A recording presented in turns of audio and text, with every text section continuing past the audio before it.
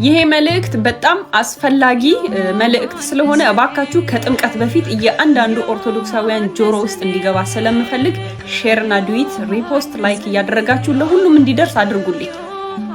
ጥምቀት ሲደርስ ሁላችንም የምናውቀው ነገር አለ።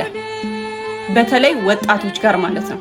ታቦቱ እስከሚደርስ እያላችሁ ግሮሰሪ ሆቴሎች ላይ የገባችሁ ድራፍት ቢራ ጠረጴዛ ላይ ደርድራችሁ እየጠጣችሁ የምትጠብቁ ሰዎች በእውነት ይሄ ድርጊት ሊቆም ይገባል። ከዚህ በኋላ ማለት ነው የወጣነው ጥምቀት ልናከብር ነው።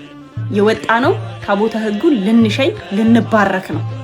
የጌታችን የመድኃኒታችን የኢየሱስ ክርስቶስን የጥምቀት በዓል ልናከብር ነው የወጣነው እንጂ ወይ ኮንሰርት አይደለም ወይ ጭፈራ ቤት አይደለም።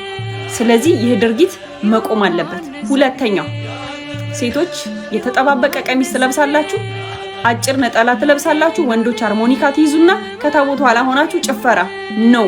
ይሄም መቆም አለበት እባካችሁ ኦርቶዶክሳውያን። ጭፈራውም ላይ መጠጡም ላይ ሁሉም ነገር ላይ እኛ ነን የምንወቀሰው።